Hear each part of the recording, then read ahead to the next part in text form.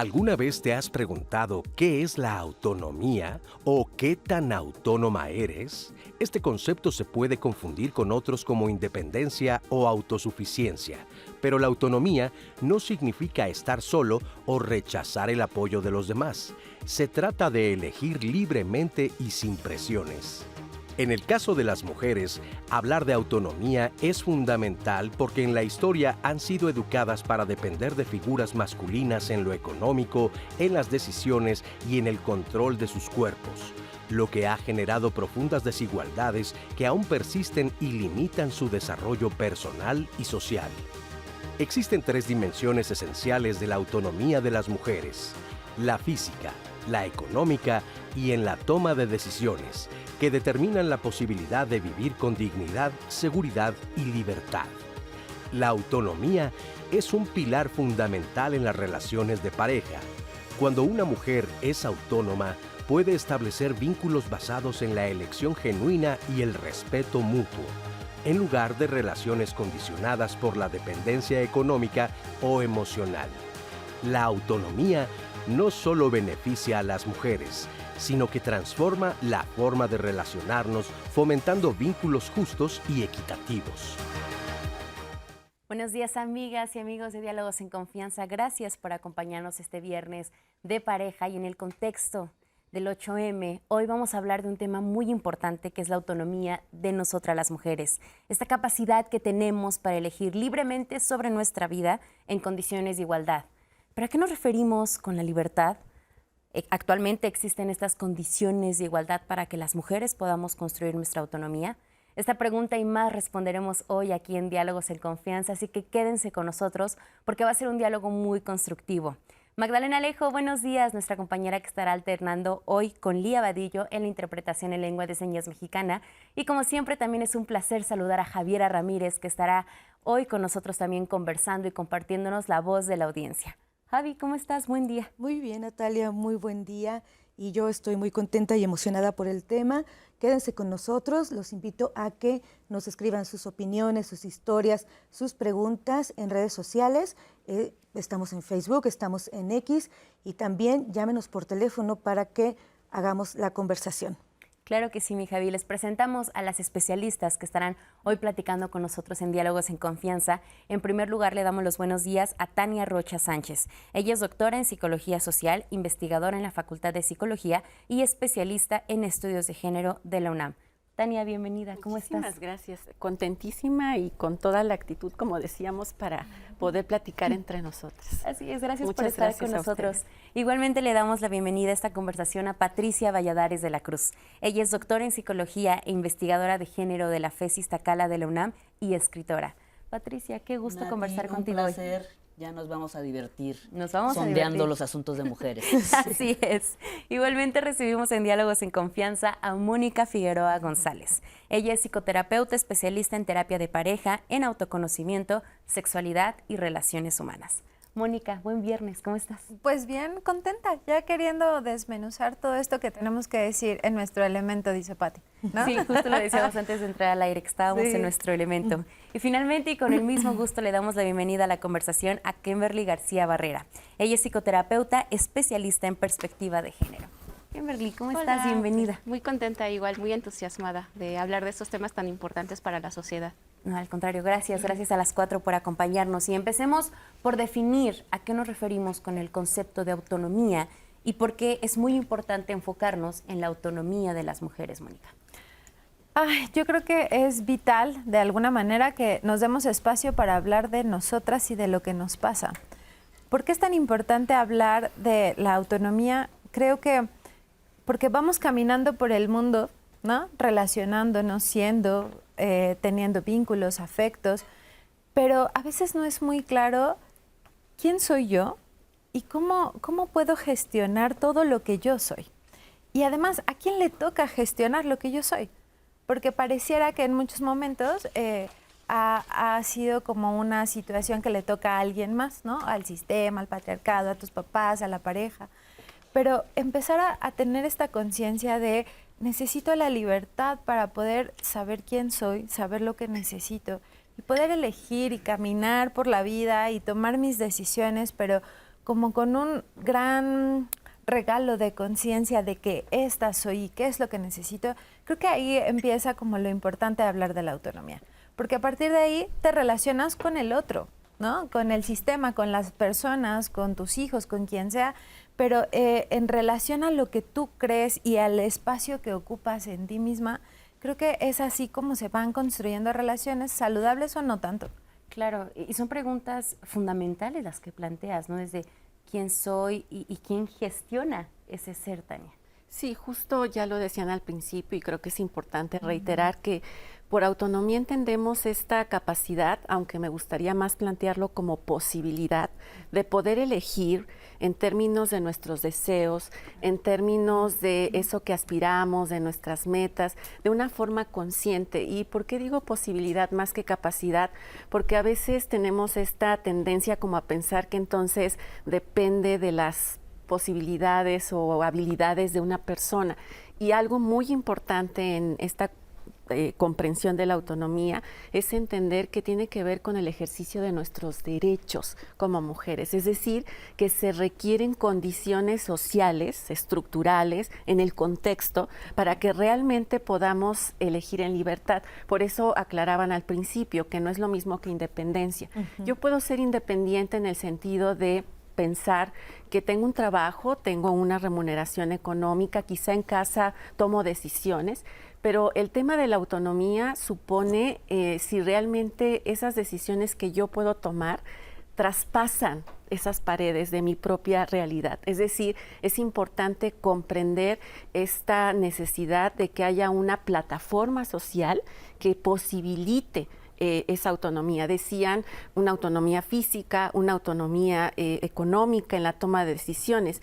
Hoy por hoy, mientras siga habiendo una amenaza a nuestras vidas, hoy por hoy, mientras se siga poniendo en discusión el tema del aborto, hoy por hoy, mientras sigamos teniendo esta posibilidad de que nuestros cuerpos se cosifiquen, se hipersexualicen, se utilicen como, pues sí, algo que se comercia. Objeto para el otro. Exacto. Estamos hablando de que son justamente obstáculos para realmente hablar de una autonomía plena para las mujeres. Das en uno de los pilares de este tema, ¿no? Que es, debe haber una base para la construcción Sí.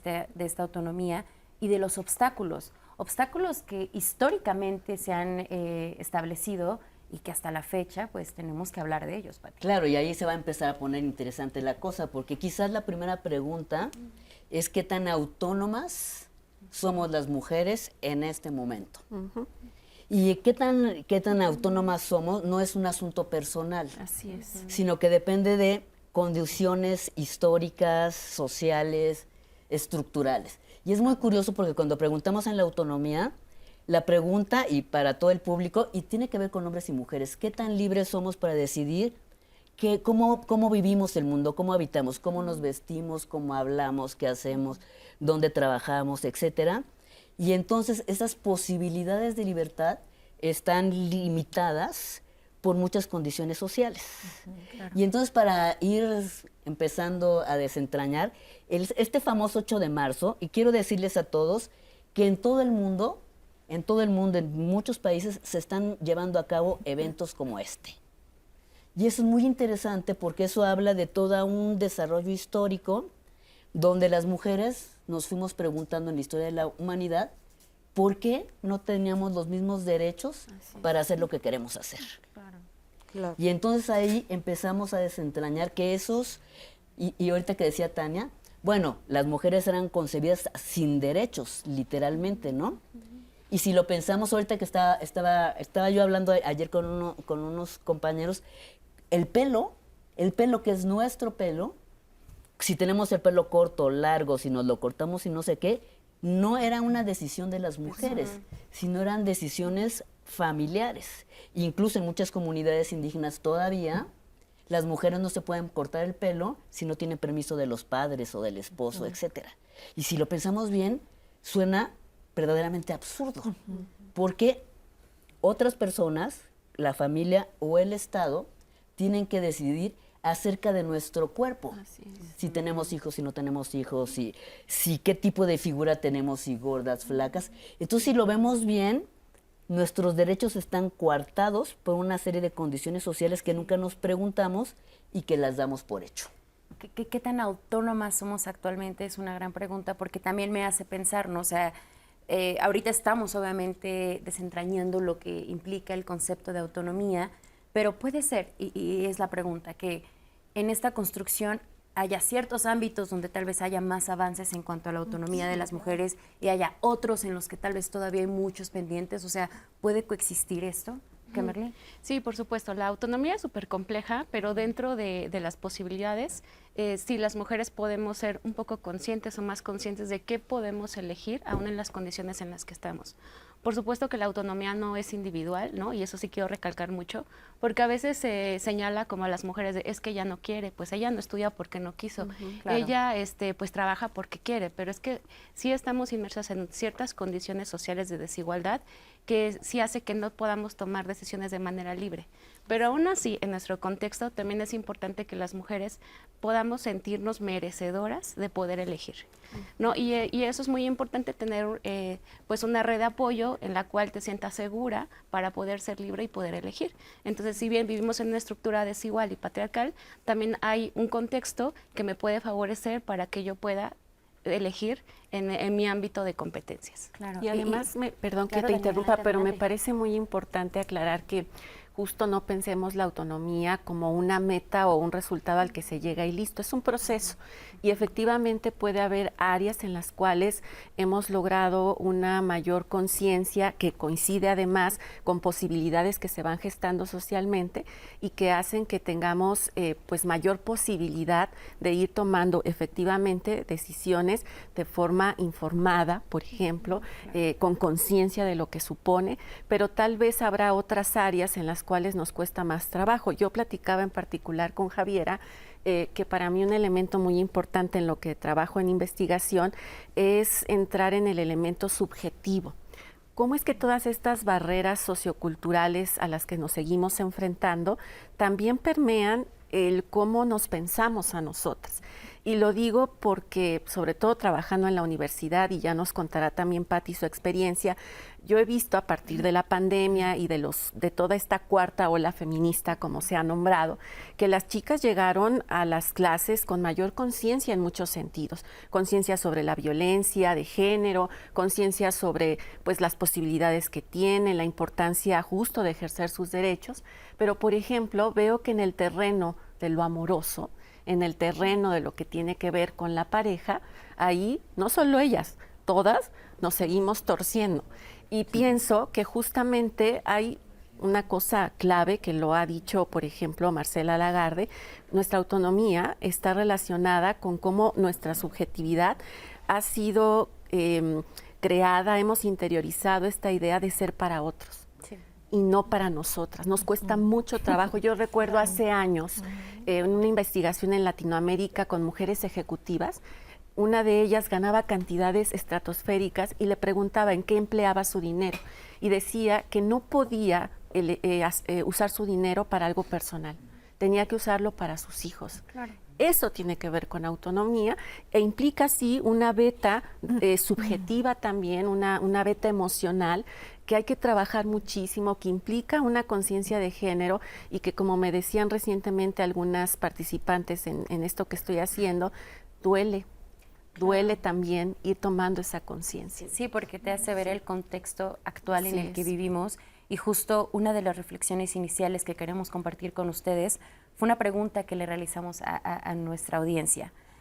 ¿Qué significa para ti que las mujeres sean autónomas? Vamos a ver las respuestas y las comentamos. Pues es muy importante porque tenemos decisión propia. Ya no tenemos que estar como pidiendo opiniones, sino que nosotros, o sea, lo que queremos, lo hacemos. Bueno, yo creo que es un concepto bastante interesante porque la autonomía tiene que ir junto con la posibilidad de decidir de manera libre e informada, por supuesto. Para mí significa que seamos capaces de realizar nuestros propios trabajos, de desarrollarnos personalmente sin la necesidad de depender de alguien más, tanto física, laboral y emocionalmente. No tiene por qué haber una gran diferencia respecto a la forma en que cada uno se desenvuelve dentro de la sociedad, porque al final del día pues todos somos humanos, ¿sí? Y como humanos, independientemente del género, pues debemos ejercer nuestra autonomía a plenitud. Pues significa la preparación de la mujer en todos los aspectos y más la formación intelectual, ¿no? Para no depender de terceros, o sea, que puedan defenderse a sí mismas. Es algo muy padre y es algo que nosotros como hombres hay ocasiones que a algunos les cuesta mucho trabajo pues asimilarlo, pero es algo que ellas han ganado y se han posesionado desde hace muchísimos años, ¿no? Pero es algo padre. Que puedan tomar sus decisiones libremente y cumplir sus sueños propios, sin que nadie se los imponga. Muchas gracias por estas respuestas. Me gustaría rescatar algunas de ellas. Moni, ¿crees que no debe haber una gran diferencia entre la forma en la que hombres y mujeres se desarrollan en la vida social? Pues no, idealmente no tendría por qué haber una diferencia, ¿no? Y un poco que creo que eso es lo que duele, cuando te das cuenta que sí, y que mucha de nuestra necesidad de estos espacios es también invitar a las mujeres a que busquen sus propias herramientas para poder construir ese estar sintiéndose plenas consigo mismas, sin sentir que siempre le deben algo al otro, ¿no? Porque esto pasa constantemente en los vínculos. Ahorita que mencionaba Tania como qué nos pasa en la pareja, yo creo que es ahí donde más complicaciones tenemos para poder sentarnos como libres de sentir, de pensar, de hacer lo que nosotras queremos. De ser auténticas, así es. Vamos a ir a una pausa y regresando seguiremos platicando sobre el tema de hoy, autonomía de las mujeres. No se vayan.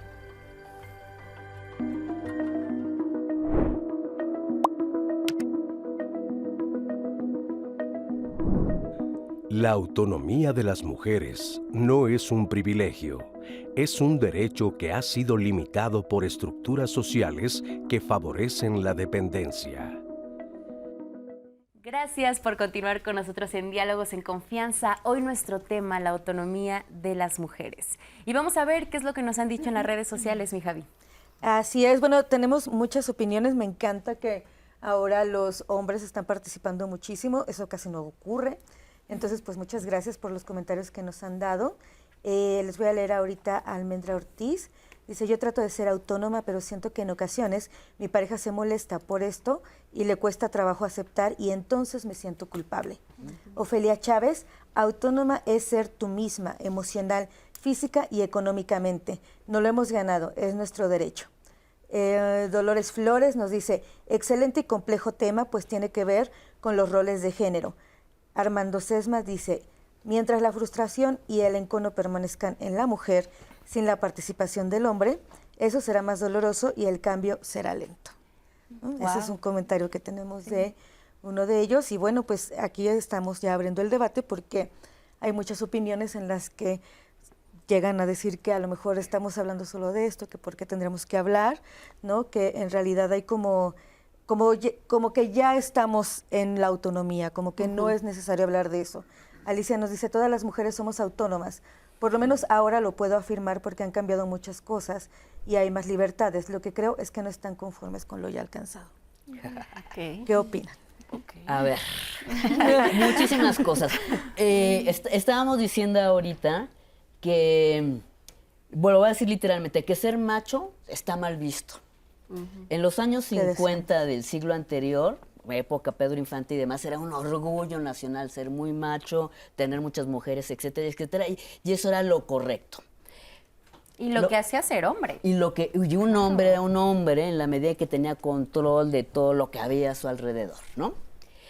Ese modelo en el mundo demostró que causaba muchísimo dolor, muchísima violencia y muchísimo daño, no solo para las mujeres, aunque a las mujeres siempre nos ha tocado la peor parte, sino también a los hombres. Con todo lo que ha pasado con las luchas feministas, y desde los griegos habría muchas mujeres que habían dicho no nos gusta, y lo que no nos gustaba es que en este modelo social lo que se creó era el pensamiento que las mujeres éramos solo muy buenas para estar dentro de lo doméstico, en el cuidado de los hijos y demás. En lo privado, ¿no? En el mundo de lo privado, y los hombres estaban en el mundo de lo público. Salvo que en esta división del trabajo, el trabajo valorado era el que se hacía afuera porque implicaba dinero constante y sonante y demás. Y en ese viejo dicho mexicano que el que paga manda, etcétera, etcétera. Así es como funcionaban las cosas. Y otra vez lo que causó son unos niveles altísimos de violencia, de discriminación, etcétera. Pero sobre todo era desperdiciar el talento de la mitad de la población. En la medida en que las mujeres pudimos acceder a las universidades, al conocimiento, y nos estábamos riendo que en la Facultad de Psicología, y en Iztacala y demás, pudimos ahí cuestionar, dudar que este modo de orden social no generaba un desarrollo para la humanidad, no solo para las mujeres. Y entonces, en la medida en la que las mujeres nos fuimos educando, pudimos cuestionar y pudimos acceder a un mundo diferente. Ahora, todo esto se oye muy bien políticamente, salvo que cuando volvemos a las casas, se siguen reproduciendo estos papeles. Por ejemplo, papeles de que estábamos hablando de quién va a ir a la marcha, ¿no? Y que si las marchas, que si las niñas, no sé qué, pero las mujeres tendríamos que pedir permiso si vas a salir al cine, si vas a ir a no sé qué, como si fueras menor de edad y tuviera alguien que darte permiso para ejercer tus derechos. Y fíjense qué curioso, porque la justificación era, es que es peligroso salir y entonces yo te cuido y te controlo por tu bien. Mismo modelo que hacemos con los hijos, ¿no? A los hijos les ponemos una serie de limitaciones, hijos y hijas, y decimos, ay, es que es por tu bien, es que es peligroso si vas a un antro, etcétera. Entonces, este modelo, y algo que dijeron, no es una decisión de las mujeres si ser libres o no. Por supuesto que todas las mujeres quisiéramos decidir como todos los humanos. Claro. Pero hay una suerte de control que se ejerce cotidianamente, y cuando las mujeres decimos, yo quiero hacer esto, por nuestra misma educación, sentimos culpa. Ay, no, pobrecitos, dejé a los niños. Ay, no sé qué. Y fíjense, algo, Tania, que yo ahora estoy indagando en estudios de género. Fíjense, la emoción más común para las mujeres es la culpa. Y la emoción más común para los hombres es el enojo. Sí. Y entonces, curiosamente en este comentario, sí, las mujeres están enojadas. Claro que estamos enojadas porque nos han controlado, han decidido por nosotros en la historia de la humanidad. Y cuando decimos queremos decidir, la respuesta masculina es de enojo. Es de enojo. Y en estas manifestaciones, a mí me tocó muchos casos donde hombres que van por ahí dicen, pues, ¿para qué andan de revoltosas? O sea, ¿qué te importa? Y que no sé qué. O sea, como como si fuera un pleito entre hombres y mujeres, y no es un pleito de hombres y mujeres. Lo que nosotros estamos propugnando es que un modelo supremacista, masculino, macho, eso es lo que causa el deterioro. Claro, sí. No Juan Pérez que me dijo esto, porque ese Juan Pérez está replicando lo que se oye en la televisión, en los medios de comunicación, en las iglesias, etcétera, etcétera. Y que en uno de los comentarios justamente decían que no estábamos conformes, que ya habíamos alcanzado la autonomía, pero que no estábamos conformes. Y es por eso que hoy en Diálogos queremos abordar diferentes tipos de autonomía. Uno de ellos es la autonomía física. ¿Qué pasa con nuestro cuerpo, con nuestro placer, con nuestros deseos, con la maternidad? Vamos a ver la entrevista que le realizamos a Marisabel Guerrero, que es filósofa feminista, tallerista y escritora, y que ha enfocado su trabajo a la escritura erótica con mujeres. Vamos a verlo y lo comentamos. Bueno, respecto a lo que la literatura puede apoyar o aportar en la vida de las mujeres, a mí me gustaría compartirte desde mi experiencia 2 vías, digamos. La primera tiene que ver justamente con mi actuar como escritora de literatura erótica y cómo para mí desde los inicios de esta práctica ha servido para expresar aspectos de mi sexualidad, pero también para explorar esos territorios, para poder incluso hablar de eso que no se puede hablar, denunciar ciertas violencias.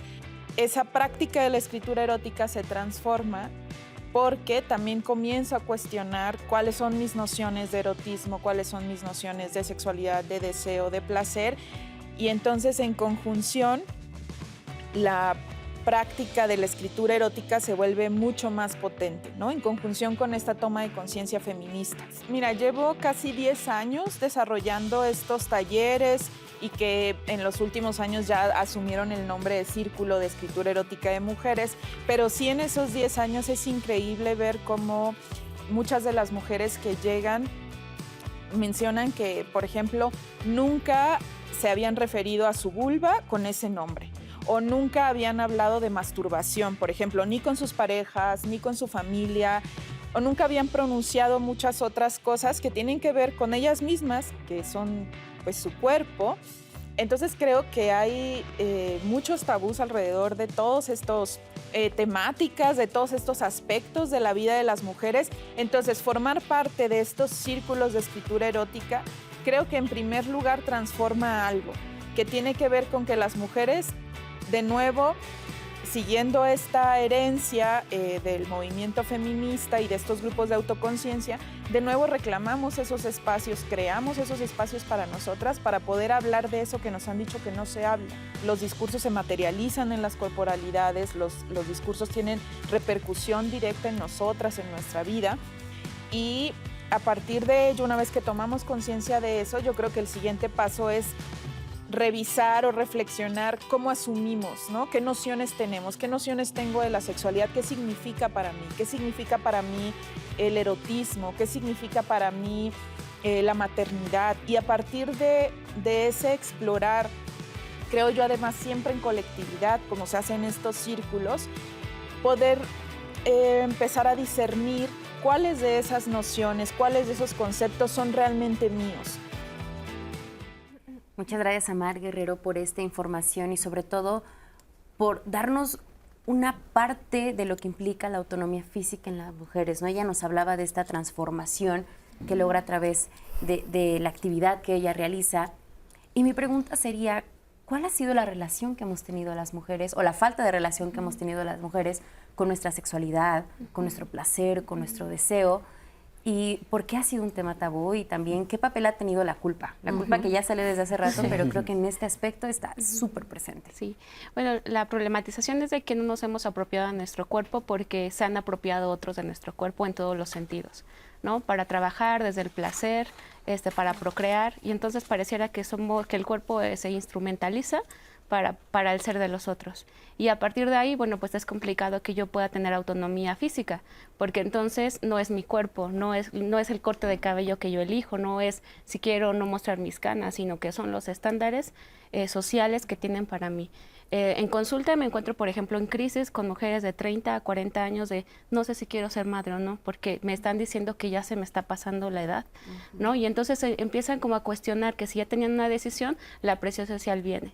Y entonces a partir de ahí te preguntas, bueno, ¿qué tanta autonomía tengo? Porque pues no quiero tener hijos, pero me siento mal y culpable de que después me arrepienta, ¿no? Pero también así con el deseo de cuántos hijos quiero y sobre todo también me gustaría hablar del placer y no genital, sino desde disfrutar mi cuerpo en todos los sentidos, ¿no? De qué tan a gusto me quiero sentir, cómo me quiero vestir para sentirme cómoda, ¿no? ¿Qué quiero consumir? ¿Qué quiero comer? Comer sin culpas, porque también hay una culpa de qué es lo que consumes y por qué no verduras, y bueno, hay todos unos estándares muy, muy violentos hacia las mujeres de lo que deberían de hacer con su cuerpo en todos los sentidos. Y estamos repitiendo esto socialmente en los medios de comunicación, ahora con las redes sociales, en TikTok, en Instagram, en las películas, las representaciones de mujeres, qué representaciones hay en los medios de comunicación.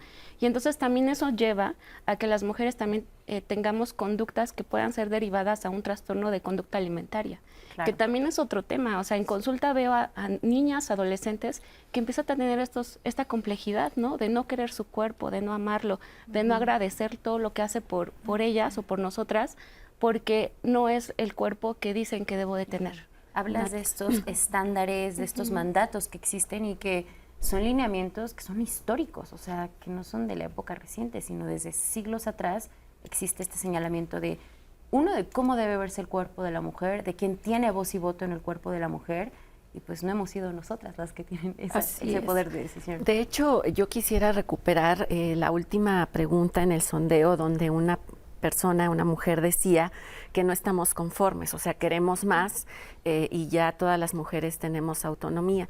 Precisamente ese es el tipo de ilusión que necesitamos transformar, porque tenemos que pensar que lo que tal vez yo, por ciertas condiciones educativas, económicas, incluso de dónde me localizo, de si soy una persona blanca o soy una persona negra, de si soy una persona indígena, de si tengo recursos, no solo económicos, sino incluso humanos, puede hacer una diferencia en el acceso que yo puedo tener a cosas tan básicas como poder decidir, por ejemplo, si con mi pareja utilizamos algún método de protección. O sea, de pronto asumimos que, ay, pues ya existen condones, ya existen otros métodos, obvio, cualquiera puede. No cualquiera puede, porque hay una serie de condiciones que complejizan esa experiencia. Y en ese sentido pienso que es importante como también ver pues las estadísticas, porque hablando de la autonomía física, dentro de la cual también está la autonomía corporal,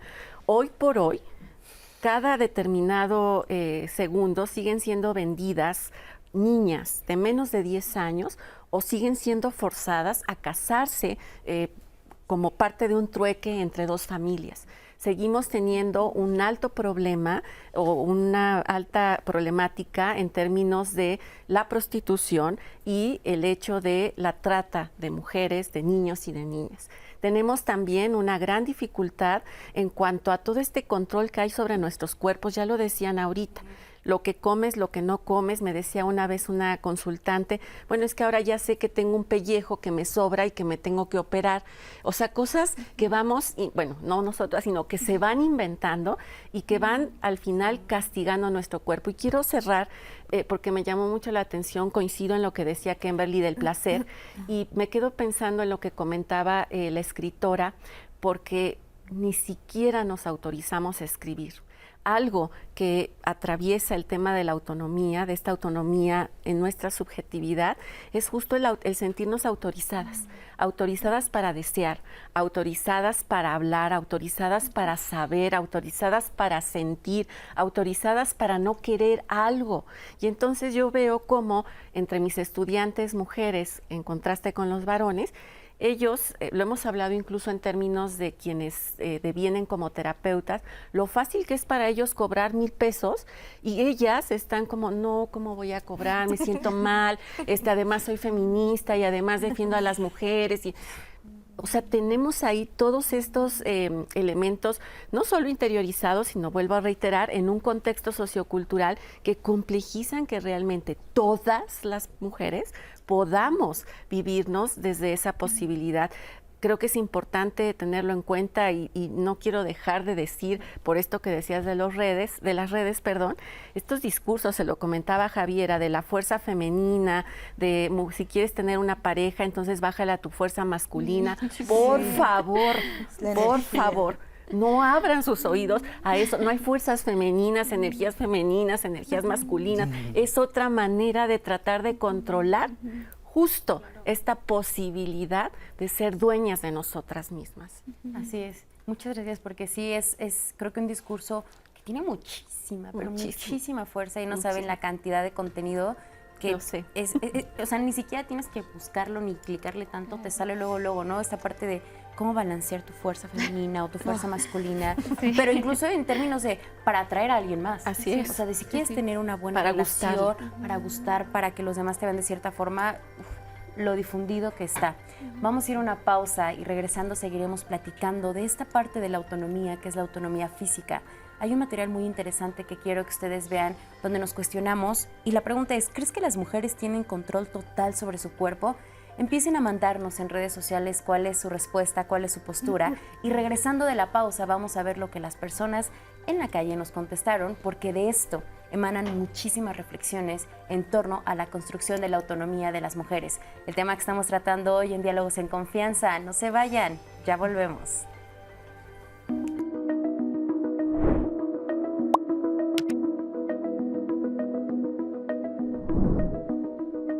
El cuerpo de una mujer le pertenece solo a ella. La autonomía física es la base para vivir sin violencia y tomar decisiones libres sobre la propia salud y sexualidad.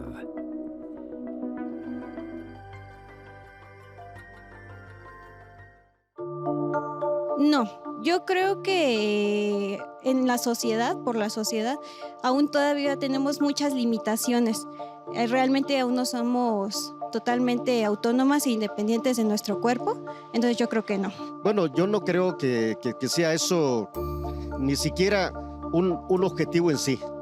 Yo lo que creo es que las mujeres cada vez están más informadas y tienen mayores posibilidades de conocer qué es lo que realmente deben hacer en su vida personal con su cuerpo, siempre que esto no trastoque los valores de la sociedad con la que convive. No, en la actualidad totalmente no. Depende de cada persona, porque todavía hay personas que siguen dejándose llevar por lo que dice la demás gente, ya sea pareja, familia, etcétera. No, claro que no. Creo que se han hecho muchos avances, pero todavía estamos apenas, creo que por el estado 21, 22 que ha despenalizado el aborto, y pues todavía hay mucho estigma alrededor de cosas como el control de la natalidad, ¿no? Siquiera. Sí creo que se han hecho logros importantes gracias a las colectivas, pero sí todavía falta mucho por hacer. Y por eso vamos a salir a marchar. Sí, por supuesto que sí. Las mujeres tienen el control total de su cuerpo, son autónomas y autosuficientes, al igual que los hombres. Sí, claro.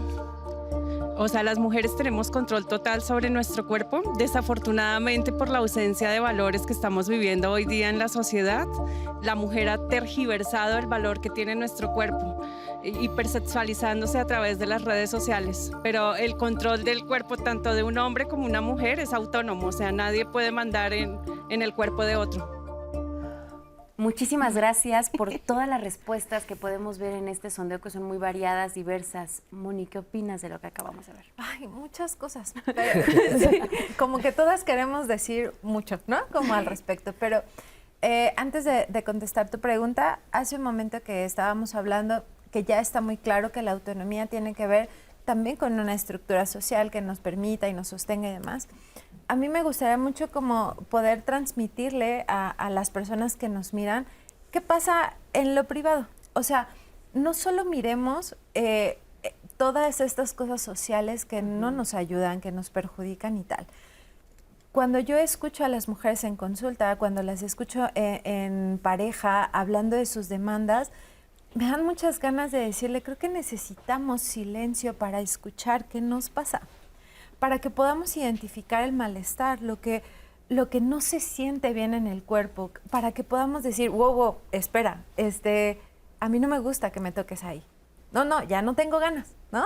Es que hoy no estoy en sintonía para tener relaciones sexuales, lo que sea. Pero creo que necesitamos acercar a las personas como que este tema no solo se trata de tener estos conocimientos muy claros y sociales y toda una perspectiva mucho más profunda que por supuesto estamos ofreciendo, pero que también se trata de que las personas puedan identificar lo que ya no quieren más, lo que les viene mal, lo que el otro hace que te limita, que te transgrede de alguna manera. Cuando tú logras escucharte y entonces generar espacios donde valides tú de manera individual que tu malestar, pero tu deseo, pero también tu placer, pero lo que tú quieres gritar tiene derecho de ser gritado, creo que también es un acto amoroso inicial contigo misma, que necesitas como tomar fuerza y un tanto de valor para poderlo nombrar y entonces poderlo significar en este otro espacio social que tiene un impacto tan fuerte. Pero ¿qué hay en la relación contigo misma cuando tú estás en el espejo y dices, wow, o sea, estoy a punto de decirme un chorro de cosas bien feas, ¿no? ¿Qué pasa cuando alguien en una reunión te toma una foto y tú te miras y dices, qué horrible, borra, mira, me pasa eso? Eso es como una conducta muy maltratadora que al final nos está llevando como a mirar que no estamos siendo compasivas con nosotras mismas y que esta autonomía también surge de un acto de amor, de decirme, es que esta que yo soy y que se está formando tiene derecho y está validada por mí, para que entonces empecemos a tener algunas estrategias para relacionarnos con el otro con este punto de autonomía. ¿Qué pasa con esto del cuerpo, que era la pregunta? Yo creo que no creo que tengamos esta autonomía sobre el cuerpo, porque a veces ni lo conocemos. O sea, ¿cómo vamos a tomar una plena autonomía de una vulva que no hemos visto, ¿no? Que no hemos tocado, de unas piernas que están medio abandonadas, de un cuerpo que no alimentas?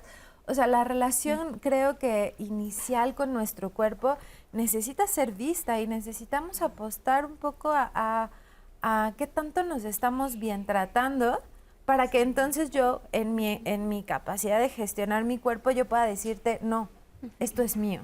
¿Qué tanto nos estamos bien tratando? Porque justamente mientras preparábamos este programa, una parte fundamental de la autonomía física es que a las mujeres, pues históricamente, socialmente, pues desde chiquitas nos enseñan a cuidar del otro. Desde los juegos, desde las dinámicas, es como, pues toma un enuco, toma un bebé de plástico para que empieces a maternar y ya sepas que casi eso es lo que te toca. Pero ¿en qué momento el autocuidado entra en nuestra vida? Es más bien, entra en nuestra vida, podemos cuidar de otros, pero podemos cuidar de nosotras, o sea, podemos bien tratarnos, podemos vernos compasivamente, amorosamente. Es una pregunta que no sé. Yo creo que el meollo del asunto es en estos mandatos sociales de los roles de género, decía alguien por ahí, de lo que es esperable que deben ser los hombres y las mujeres, ¿no? Los hombres deben ser fuertes, poderosos, hipersexuales, etcétera, etcétera. Y las mujeres, fíjense qué curioso, tiernas, dulces, sumisas, buenas madres, etcétera, etcétera. Y es muy curioso lo que decía Marcela Lagarde, fuimos educadas para el cuidado de otros. Y si estás tan ocupado cuidando a otros, a los niños, a los envejecientes, a los enfermos, no tienes tiempo, ni siquiera es un tema de cuidarte a ti misma. Pero curiosamente, esto de cuidar a los otros, claro que es una habilidad maravillosa, porque lo que estás creando, formando, son seres humanos completos, amables, deseables, etcétera, etcétera, ¿no? El cuidado está perfecto. El problema es porque el cuidado se restringió a que solo las mujeres cuidan. Claro. Y si cuidan, la otra es que porque tú no tienes tiempo de sentarte a descansar, porque primero tienes que lavar, cuidar, Entonces no hay tiempo ni siquiera para pensar en uno mismo. Claro. Entonces algo que decías es, estos deberes que tenemos todos, la primera habilidad social, humana, sería dudar de si esos deberes son los que realmente yo quiero o necesito. Y tanto para hombres, mujeres, niños. Y cuando te cuestionas los deberes sociales y los conviertes en yo qué necesito, qué quiero. Y ese que soy, qué quiero, tiene que ver con mirarnos seriamente. Y esa mirada implica cuestionar, bueno, ¿será cierto que tengo que ser delgada, rubia, nariz así, tal? ¿Será? ¿Será? Porque yo deseo otra cosa. Y voy a citar a la escritora de literatura erótica, Amar. Que es muy curioso porque Anaïs Nin, una escritora muy famosa, que era de la época de Henry Miller. Henry Miller escribió un asunto súper erótico y no sé qué. ¡Guau! La maravilla. Y cuando Anaïs Nin fue a la editorial para que le publicaran, le dijo el editor, ¿a quién le van a importar sus historias de cama, señora? Váyase a su casa. O sea, si una mujer es capaz de manifestar su deseo, entonces es castigada. Sí. Ese es el meollo del asunto. Entonces, yo no quiero, y hay miles de historias desde bíblicas, desde la famosa Lilith que se negaba a estar abajo de Adán, se dice, pero era que la mujer que plantea su deseo o que rompe la regla o que es una transgresora, entonces debe ser proscrita de la sociedad y debe ser castigada. Y que incluso en el sondeo había alguien que, bueno, hubo dos personas que mencionaban, sí, que las mujeres tengan control, pero que no se metan con los valores. Hay un límite, porque hay valores que hay que respetar, ¿no? Yo creo que perdón, adelante. Es que queremos hablar de bueno, nuestro tema. Sí, justo. Y bueno, también me gustaría recalcar que también en nuestro contexto, o sea, también hay que reconocer que hay mujeres que no tienen de otra. O sea, más allá del cuestionamiento, decir, tengo que cuidar a mis hijos, soy mamá autónoma. Tengo que cuidar de mis padres porque soy la única que puede hacerse responsable de esto. Entonces, ¿qué también dirigirnos hacia ellas y decir, bueno, qué hacer al respecto? Y que va relacionado con el buen trato. Claro. Y en consulta es lo que trabajo con mis consultantes mujeres. Si tú reconoces, o primero reconocer el valor de ese cuidado. Y dice, por lo tanto, tienes que cuidarte mucho tú porque tú eres la proveedora de esos cuidados. Tienes que estar bien tú, tienes que estar fortalecida para cuidarte a ti y cuidar a los demás. No sacrificarme, porque entonces, si yo me sacrifico, entonces no hay autonomía sobre mi cuidado. Entonces, primero yo, y eso cuesta mucho trabajo ponerse en el centro. Cuesta mucho trabajo porque aparte ahí se mete, ¿no? El sentirnos egoístas, el sentirnos culpables, o sea, creo que son mecanismos que te jalan, ¿no? Y que pueden complicar de repente tener esta mirada o hacernos preguntas, porque entonces cuidarnos a nosotras mismas es un o sea, se ve como un acto, o lo pensamos como un acto de egoísmo total. Claro, y de maldad, ¿no? Hablando justo de esa cultura judeocristiana. Pero no soy mala por hacer esto, ¿no? Pero no seré una mamá mala si digo esto, no seré una esposa mala, no seré una trabajadora mala si le digo a mi jefe qué, ¿no? O sea, hay estos cuestionamientos porque, entonces, estos cuestionamientos que también hacen las consultantes es el reflejo de, pues no tenemos autonomía sobre nuestro cuerpo y la base es el cuidado. Pero justo creo que ahí también resulta súper importante entonces entender que la autonomía de la que estamos hablando es una autonomía muy androcéntrica. Sí. Es una autonomía que está definida y pensada en esta idea individualista. Y justo la apuesta feminista es hablar y reconocer o nombrar una autonomía relacional que pone en el centro el tema de la interdependencia, que no de la dependencia. Es decir, las personas en nuestra diversidad identitaria, corpórea, nos necesitamos mutuamente. Todas las personas nos aportamos algo las unas a las otras. Y bajo esa idea, por ejemplo, o sea, yo creo que lo que dices es muy importante. No es solo el hacer evidente que la autonomía está atravesada y depende de todos estos elementos socioculturales, sino justo poner atención en eso que nos pasa a nosotras internamente, porque efectivamente hay un proceso ahí. Yo le comentaba a Javiera que hemos venido trabajando con círculos reflexivos con mujeres y actualmente hicimos una propuesta de un programa piloto para tratar de como consolidar esta cuestión más subjetiva y más interna. Y me llama mucho la atención y quiero ponerlo sobre la mesa porque pasan varias cosas o han pasado varias cosas en este proceso. Por una parte, las mujeres nos descubrimos la potencia que tiene el estar juntas y no como enemigas. Y eso ya es una resistencia ante un sistema que constantemente nos hace compararnos, ver quién se ve más bonita, más delgada, más alta, más grande, más chiquita, lo que sea. ¿No? Entonces, se encuentra una potencia en esa posibilidad de colectividad, de escucha, de dar cuenta que eso que a veces me ha pasado a mí, también te ha pasado a ti, aunque distinto, y tú pasas por algo parecido, y entonces me invita a pensar como, ¿cómo? ¿No soy yo? No es porque, claro, no es porque yo estoy haciendo algo, y entonces vamos poniendo en la mesa pues que justamente la culpa, la vergüenza, el miedo, por ejemplo, hay miedo a no dar el ancho. Está el famoso síndrome de la impostora, está esta cuestión de sentir que no nos alcanza, que nunca sé suficiente. O muchas jóvenes dicen, pues tienes que ser superwoman, ¿no? Supermujer, en todas partes tienes que quedar bien. Y entonces poder poner eso en palabras, sentir o reconocer cómo se siente en el cuerpo, en los afectos, en nuestras relaciones, se vuelve fundamental para ir también reconociendo nuestras resistencias, porque sí quiero decirle a quienes nos ven, no somos pasivas ante esto. O sea, no es que estemos con los brazos cruzados, no, ni estamos victimizándonos tampoco. Lo que estamos diciendo es que para poder realmente hablar de autonomía como un derecho vital, como una posibilidad de realmente tener las condiciones para poder vivirnos de forma plena, aún hay mucho trabajo y no es una tarea únicamente de las mujeres. Requiere de todas las personas. Así que de pronto si en los sondeos alguien dice, no, pues qué padre, ¿no? Pero que no se pasen. A ver, decía, se lo han ganado. Claro, es que la chamba no es algo justo que te tengas que ganar o que pierdas, sino que la chamba es de toda la sociedad. Yo les preguntaría a las mamás, papás, personas que cuidan a otras personitas, ¿Cómo les enseñan a vivirse y habitarse en esta idea de ser mujeres y de ser hombres? Y quizá me digan, no, yo trato de que pues sepa, ¿no? Sea consciente de no caer en estos roles, pero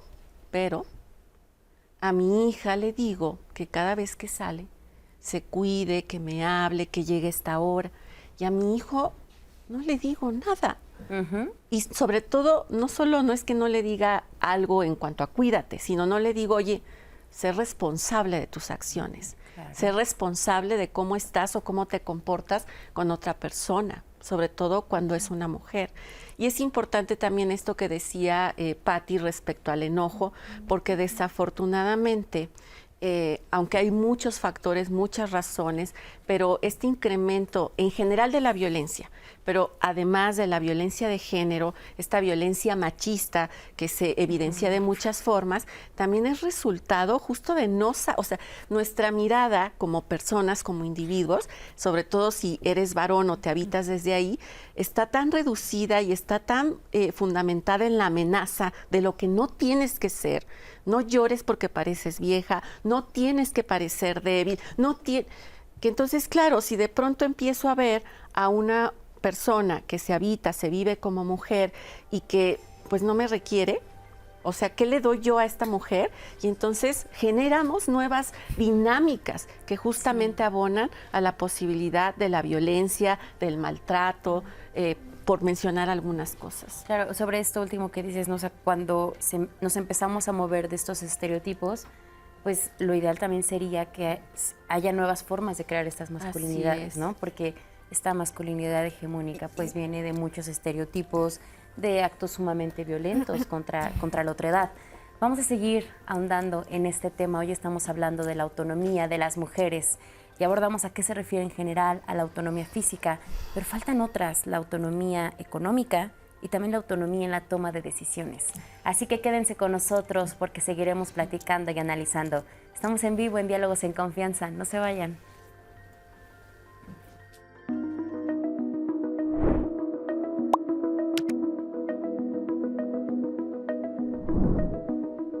Sin independencia económica, la autonomía de las mujeres sigue siendo limitada. La libertad real implica generar y administrar recursos propios.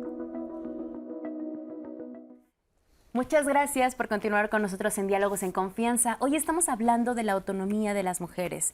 En el bloque pasado, Tania, hablabas de también la importancia de construir redes entre mujeres, de compartir historias.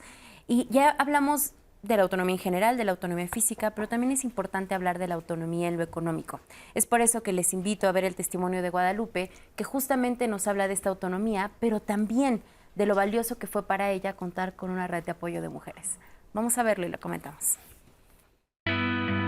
Tengo 41 años, vivo actualmente con mi hijo, ejerzo la maternidad de una forma autónoma y vivimos ya bastante tiempo solos.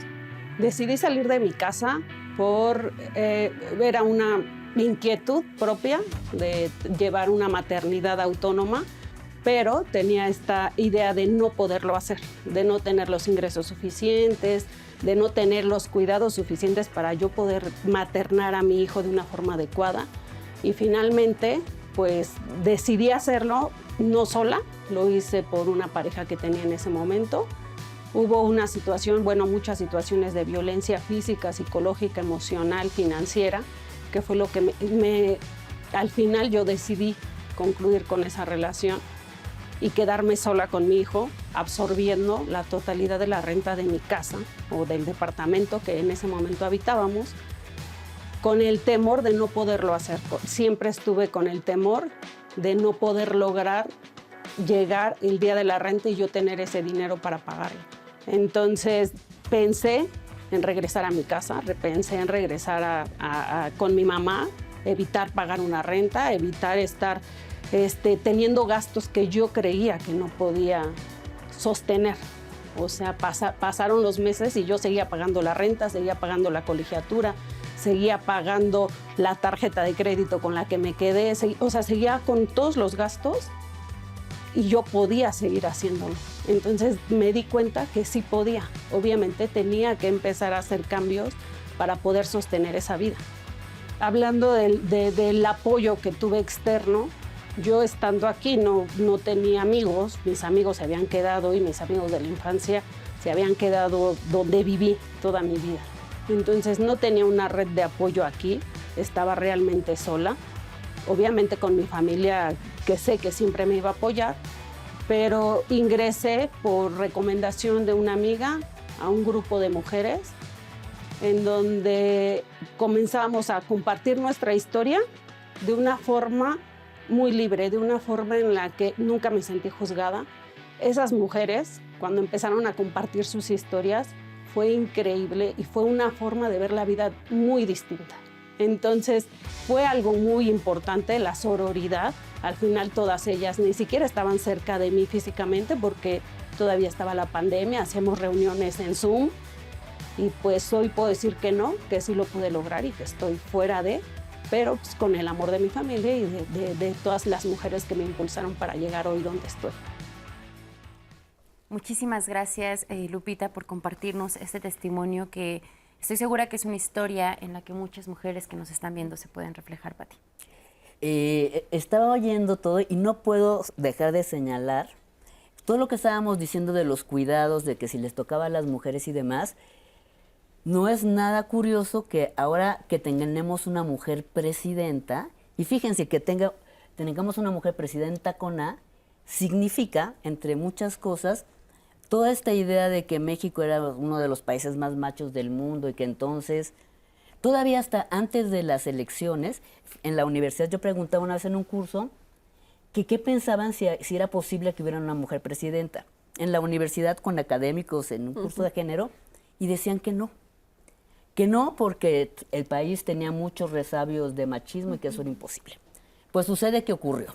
Y independientemente de la política, lo que es muy curioso es que todo esto de la autonomía pasa no solo por un asunto personal y de ganas, yo quiero ser libre y no sé qué, sino que hayan condiciones políticas que favorezcan este tipo de relaciones. Entonces, todo esto que hablábamos del cuidado en todo el mundo, ahora es un tema político, precisamente cómo se va a tratar el cuidado de los seres humanos para que este no recaiga solo en las mujeres o que las personas que cuidan tengan una remuneración por cuidar, que tiene que ver con la autonomía económica, claro, ¿no? Entonces, en un modelo tradicional donde las mujeres cuidaban, etcétera, etcétera, no recibían ni un centavo, entonces, ¿cómo iban a poder decidir algo si no tenían un peso en el bolsillo? Claro. Y entonces, ese es un problema estructural. En la medida que las mujeres puedan recibir dinero por cuidar, podrán decidir si quieren cuidar o no cuidar. Y no necesariamente tienen que ser las madres, sino las personas que quieren y que van a ser buenos cuidadores. Y esa es una obligación del gobierno. Y preguntaban a la presidenta que por qué les iban a dar pensiones a las mujeres ahora de 60 años. Y decía ella, porque es la primera vez en la historia que están reconociendo el trabajo de todas esas madres de familia que toda su vida trabajaron, cuidando hijos, a los abuelos, a todo el mundo, y nunca tenían un peso en el bolsillo que les permitiera moverse. Entonces no es un asunto de que ay, vamos a premiar a las mujeres por existir, sino es reconocer todo el esfuerzo que hemos hecho las mujeres históricamente para tratar de formar sociedades pacíficas y amables.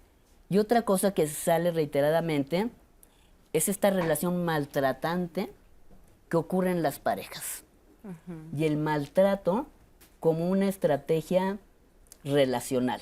Y tampoco voy a poder evitar, ni quiero, hablar, si vemos a el villano favorito del planeta, Trump, es muy curioso porque tal parece que esa es la representación caricaturesca del machismo extremo, grotesco, y decía Judith Butler, hasta obsceno. Así todo el tiempo está en una actitud amenazante de extorsión y de que suena hasta ridículo y de risa si no fuera en serio, ¿no? Pero es esta idea de que la relación con los otros va permeada de la amenaza, del abuso y no sé qué, y que coloca a la otra parte necesariamente en víctimas, en víctimas sufrientes y quejándonos todo el planeta de Trump, Y la meta es cómo podemos cambiar esa relación del maltrato, y esa relación se cambia con una posición firme de autonomía y de razón. Porque lo que estamos hablando es cómo establecemos relaciones respetuosas, armónicas, amables entre todos los seres humanos, ¿no? Y justo para establecer este tipo de relaciones es que cobra mucha importancia hablar de esta autonomía económica, porque lo mencionabas al inicio del programa. Históricamente las mujeres estaban más en el ámbito privado, en el ámbito de cuidar, de maternar en la casa. Desde hace un tiempo salimos al ámbito público, empezamos ya a tener una remuneración económica que nos brinda posibilidades distintas.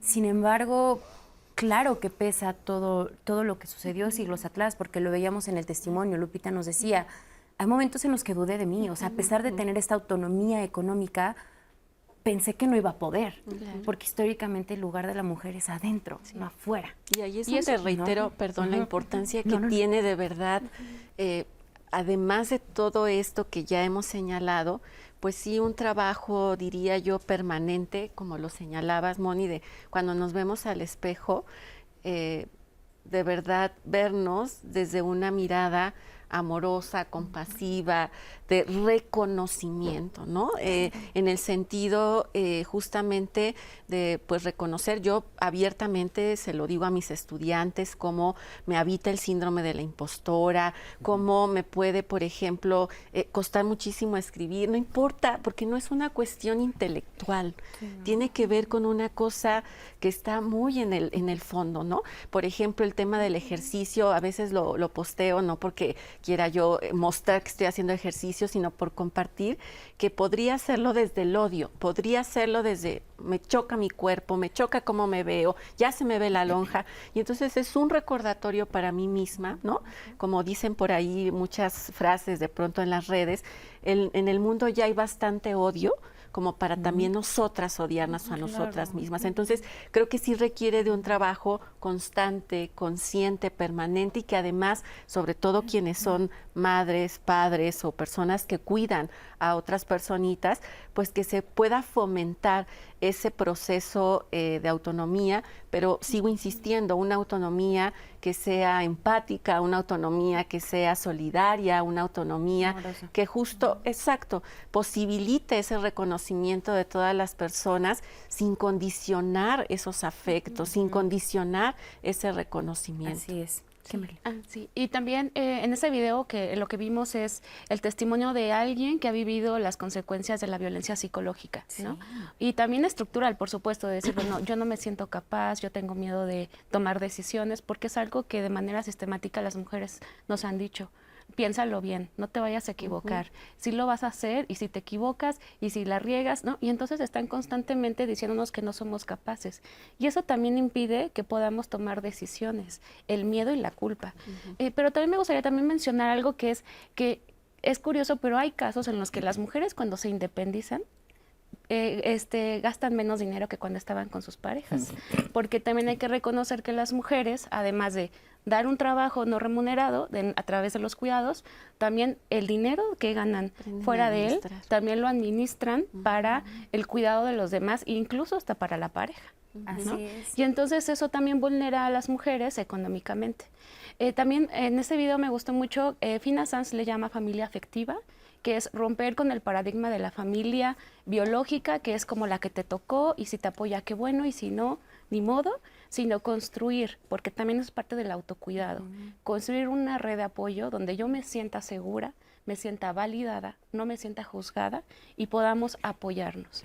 Y entonces también me gustaría enfatizar que todas las mujeres tenemos derecho a construir nuestra propia familia. Y a decidir quién forma parte de ella. Sí. Claro. Y justo a propósito de eso, preguntamos en nuestras redes sociales, ¿crees que el dinero le da autonomía total a las mujeres? Vamos a ver qué opinaron y lo comentamos.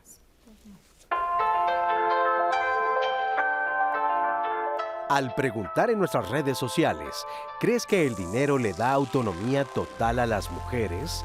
Estos fueron algunos de los comentarios que recibimos. Carla B. Arroyoa. Totalmente, por ahí se empieza para no ser presa de patanes misóginos por dinero. Mónica Maya Jiménez. Autonomía total no, pero sí nos da poder de decisión, nos hace menos vulnerables a la violencia de género dentro del hogar.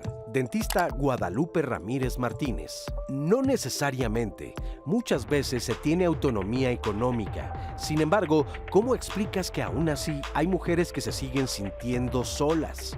Creo que la autonomía brinda paz mental y permite estar contenta con lo que se tiene en el presente. Andy Roa.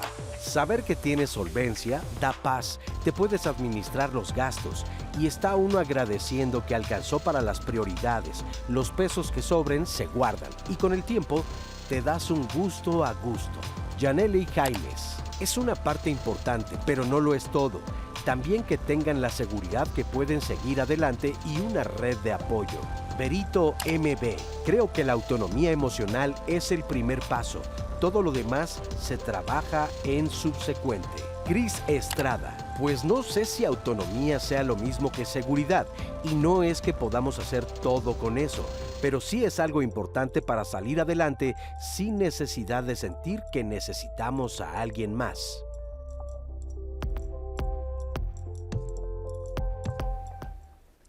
Muchas gracias por sus comentarios, por sus llamadas. Les voy a leer a continuación unas opiniones que tienen que ver justo con el tema de la autonomía económica y creo que es lo que se piensa es que es de la más importante, porque con dinero podemos tener la autonomía de decidir si me quedo en esa relación o no, y esto hablaremos más adelante, porque muchas veces no es que uno no pueda salir de una relación violenta, sino que no hay medios, es más complicado, ¿no? Y esto desmitifica el tema de que pues no se va porque no quiere o no se va porque le gusta, ¿no?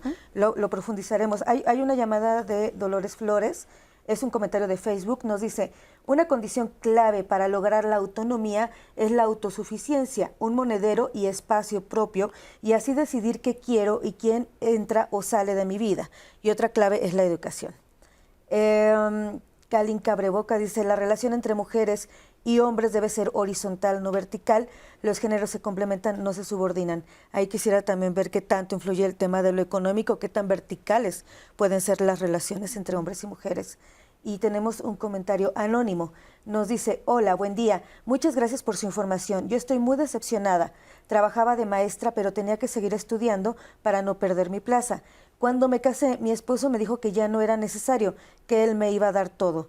Sí fue un error mío el abandonar lo que era mi futuro, porque hoy, después de 30 años de casados, me dejó. ¿Cómo me arrepiento? Y aquí también entra como, o sea, es que todo el tema de la autonomía de mujeres parecería como un tema que es como político o que va muy acorde ahora porque mañana es 8 de marzo y que no tiene que ver con la relación de pareja, pero creo que tiene que ver mucho con la relación de pareja, ¿no? ¿Qué nos dicen sobre estos comentarios? Voy a poner el último. La promesa de no necesitas trabajar, yo te voy a dar todo. Sí. Mejor respiremos juntas. Es duro enfrentarnos a estas cosas, pero justo cuando estaba participando Kimberly. Sí. Quería complementar un poco tu opinión, porque cuando veíamos el testimonio anterior, decía, me daba mucho miedo y entonces hacerme cargo y demás. Yo tenía muchas ganas de decir, pero es que necesitamos intentarlo, ¿no? Sí. O sea, hasta que no hay un intento y una primera vez donde vas y sales y te enfrentas y entonces ganas lana y entonces ves qué haces con ella y demás, creo que ese es el primer momento donde puedes darte la oportunidad de comprobarte si puedes o no puedes. Entonces necesitamos reforzar mucho el, vamos, puedes. Hablaba de la familia afectiva, hablaba de la red de mujeres y pensaba, ella misma dijo, no estábamos cerca físicamente, era pandemia, estábamos en Zoom, lo que sea. Y yo pensaba, en realidad, ¿qué es lo que aporta esta red, ¿no? Estos recursos? Y es un discurso disonante, es una mirada de un otro que te dice, oye, pero eres valiosa, oye, pero sí puedes, oye, tienes derecho, oye, sí hay oportunidad. Entonces, también necesitamos ver que las mujeres también somos capaces de construir las ideas que nos han metido en la cabeza muchísimo y que también es tu elección a qué cosa le vas a dar foco, ¿no? O sea, como qué mensajes del otro puede ser como algo que te fortalezca y te resuene. ¿Y a qué mensaje le das valor, no? Vamos a hacer una pausa, Moni, sí, regresando porque me quedo concluimos. La sí, mitad. Ay, muchísimo.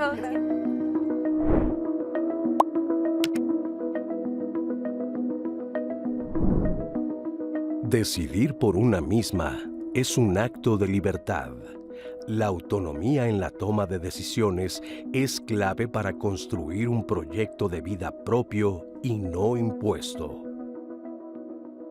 Gracias por continuar con nosotros en Diálogos en Confianza. Hoy estamos hablando sobre la autonomía de las mujeres. Vamos a ver el testimonio de Laura Juliana. Es una creadora audiovisual y narradora gráfica que nos habla sobre el poder de decidir que tenemos las mujeres y también sobre su trabajo como activista en redes. Veámoslo y platicamos sobre él. Soy Laura Juliana Ramírez Ruiz, me dedico a la creación audiovisual y a la narrativa gráfica. Bueno, en mi trabajo de perrito feminista, el libro que ilustré, el cual se llama La primera vez que me enamoré, pues habla mucho de esto de cómo las mujeres a partir como del afecto a veces cedemos a muchas violencias y cómo esto estructuralmente y culturalmente afecta a las mujeres, ¿no?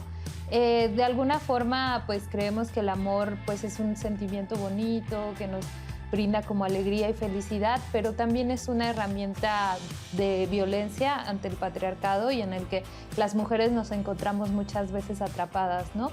Desde mi experiencia en mi proyecto documental, el cual se llama Arqueología de una vida amorosa, pues yo exploro cómo las relaciones de pareja en mis ancestras pues fue algo que fue permeando la forma en que yo aprendí a amar y cómo me enseñaron a amar de una forma violenta y a ceder en nombre del afecto, ¿no? Pero también exploro esta idea de la rebeldía, de cómo las mujeres también, a partir como de vivir estas violencias que la viven mis ancestras, también se rebelan a buscar una libertad y una forma de afecto que las haga sentirse más felices. Una forma de identificar realmente qué es amor, es rebelarte ante esos mandatos. Y no solo existe el amor de pareja, sino existe el amor a todo, pero más allá del amor propio. Desde el principio, desde muy pequeñas, somos educadas para amar a pesar de todo, ¿no? Y no solo hablo del amor de pareja, sino el amor de madre, el amor de hija. Entonces, pues si crecemos bajo estos contextos del afecto, donde sacrificamos todo nuestro cariño en nombre de una persona, de una familia, pues inevitablemente a veces es difícil como dejar ir o saber cuándo en realidad estamos decidiendo por nosotras y cuándo estamos decidiendo por un mandato cultural. Sin embargo, considero que una manera quizás de romper estos laberintos de la violencia que al final están un poco disfrazados de afecto es quizás preguntándonos qué de esto me hace sentir libre.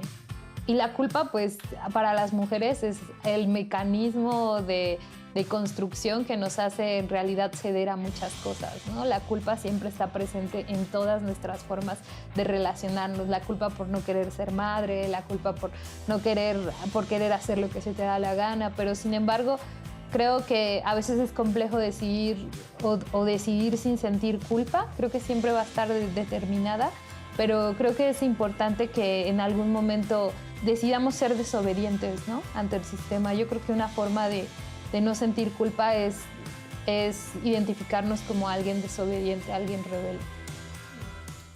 Muchas gracias a Laura porque nos da muchísimas ideas para seguir analizando y reflexionando, Moni. Quedamos pendientes contigo antes de la pausa.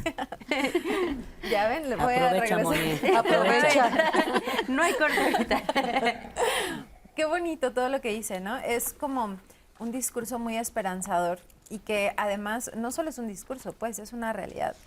Y creo que nos toca pues aceptar que estamos siendo en nuestras historias personales, estamos atravesadas por la violencia y también por el machismo. Y cuando estamos de este lado tratando de buscar otras alternativas, a veces es muy frustrante porque ves por dónde quisieras ir, pero volteas y ves tu pasado y traes cosas bien integradas y no sabes qué hacer con eso, pero quieres enseñar a otras personas. Y bueno, pues de eso se trata este camino. Creo que al final del día poder aceptar que hemos sido víctimas de muchas circunstancias que se escapan de nuestro control, también nos da la posibilidad de saber qué quieres hacer hoy con ellas, ¿no? Y cuando tú alcanzas a mirar y escuchas estos programas y escuchas todo lo que decimos acá y en tantos otros espacios de bienestar con esos proyectos, creo que la invitación es como a averigua más sobre ti misma, averigua qué es lo que tú quieres y en este punto de la relación que hablábamos anteriormente como de la violencia económica o de la autonomía económica o no, creo que no solo se trata de ganar dinero, ¿no? Ojalá las mujeres ganando dinero ya la hiciéramos y con eso pudiéramos tener condiciones diferentes. Lo complejo es que no sabes qué hacer con él. Y lo complejo es que lo primero que se te ocurre es hacer algo para alguien más, en pro de alguien más, antes que hacerlo por ti, y que cuando lo haces por ti, sí entra culpa y todo ese relajo que todas no sabemos de una manera o de otra. Pero ¿cuál es la alternativa? Es que necesitamos aprender más cosas, porque lo que ya hicimos no nos funciona, porque lo que nos enseñaron que era la relación entre hombres y mujeres ya no nos acomoda. Y entonces en esto que ella mencionaba como de poder identificar el amor, hablemos de lo que en el amor no me es suficiente. O sea, a veces tú me puedes decir que me amas con locura y entonces yo digo, sí, es que este hombre no grita o algo así, ¿no? O bueno, pero al es menos que este no me golpea. Pero identifiquemos lo que si no te es suficiente, pues no es ahí. Y entonces tocará tomar decisiones y tocará verte al espejo y decir, qué pánico decir que ya no quiero estar aquí, en sea lo que sea que eso represente, pero pues ni modo, me aviento y entonces me voy a aventar con un hoyo en la panza espantoso, pero solo voy a saber lo que hay del otro lado cuando cruce. Y que justo el tema es esto, la toma de decisiones, ¿no? O sea, cómo apoderarnos para sentir que claro que tenemos esta capacidad y este derecho de tomar decisiones sin importar, bueno, no sin importar, pero desde nuestro poder de ser, ¿no? Yo nada más quisiera, perdón, adelante. No, es que quería agregar, pero adelante, sí. Déjame comentar algo. El otro día oyendo a Ana Francis Moore, esta cabaretera divina de las reinas chulas, ella decía que para cambiar el mundo tendríamos que repensar la educación tradicional de las mujeres. Y decía, el error de la educación tradicional es este pensamiento que la felicidad está en encontrar al amor de tu vida, al hombre de tu vida que te va a mantener y te va a hacer feliz y demás, ¿no? Y entonces la primera pregunta es este mito de pensar que en otro que te cuide, te mantenga y demás vas a encontrar la felicidad. Y la otra cosa que planteaba es que las mujeres, el primer curso que tendríamos, y estos cursos en la primaria, desde deshacerse de los mitos del amor romántico, y el otro es el de la economía, la economía femenina. Incluso hasta hay un libro que se llama El sexo oculto del poder. Es decir, las mujeres tenemos un tema en el manejo del dinero. Alguien decía por ahí, pues sí, descubrí que ahora gasto menos que cuando estaba casada y ahora me alcanza y lo que queda lo ahorro. Las mujeres somos mucho mejores administradoras porque tenemos que mantener las casas. Y por eso las mujeres administradoras en la política funcionan muy bien porque saben cómo distribuir el dinero. Pero el tema es que teniendo dinero, a la gente le cuesta, a las muchas mujeres les cuesta trabajo comprarse algo porque sienten, voy a decirlo, que no se lo merecen. Aunque ellas se ganen aunque ese dinero, sea su dinero y no sé trabajo. qué, pero este dinero sería más útil si le compro esto a los niños o arreglo la casa o si no sé qué, que es una dificultad. ¿Por qué? Porque entre estas cosas de educación, que las mujeres no deben de ser ambiciosas ni estar pensando en lo material y no sé qué, porque ellas están más allá, casi en un mundo espiritual, más allá de las necesidades y demás. En un mundo celestial, o sea, o las mujeres son malas, pecadoras, horribles, o son unas santas divinas que no les interesa ningún bienestar Nada emocional. superficial. Nada superficial. Pero el problema está en esta idea del sacrificio, que las mujeres no tenemos derecho al bienestar físico, psicológico, emocional, económico, etcétera. Como que eso no es información relevante. Y cuando las mujeres se aprenden a hablar y a decir de sus sentires, entonces otra vez son súper castigadas, ¿no? Respecto a eso, solo voy a leer una llamada porque tiene mucho que ver. Dice Jazmín Espinosa, justo la cuestión del dinero es también controversial, ya que te toman como interesada. El dinero te ayuda a tomar una decisión de forma fría, ya que te das cuenta que no dependes de alguien y es más fácil salir de una mala relación. Así es. Yo Tania, justo adelante. quisiera decir públicamente, ¿no? Y abiertamente que sí creo que tenemos un reto que no me parece sencillo de resolver para poder traspasar estas cuestiones que estamos planteando. Hay una autora psicoanalista, Nora Levington, que refiere cómo desde que tenemos 5 años, las niñas aprendemos a que esa mirada que sentimos sobre nosotras nos puede desnudar. Me quedo pensando en las muchas veces en las que en general en la educación que se nos da en el proceso de socializar, se nos dice que el afecto se tiene que ganar. Sí. Es decir, tienes que portarte bien, tienes que hacer la tarea, tienes que hacer esto, no tienes que hacer el otro. Y además pienso también en una propuesta de otra colega psicoanalista, Mabel Burín, de Argentina, que refiere que psíquicamente hay una complejidad para las mujeres a la hora de, hablando de la toma de decisiones, de pensarse o pensarnos en el poder, porque supone estar por encima del otro. Y aquí lo que creo que es importante, o sea, lo que dice ella es, y eso a las mujeres nos cuesta mucho trabajo porque hemos aprendido a siempre estar detrás, ¿no? O sea, depender de esa otra mirada que nos dice si nos vemos bonitas, si lo hicimos bien, que no es suficiente con ser lo que somos, porque hay que hacernos cirugías, arreglos, siempre, o sea, no es suficiente, no alcanzamos.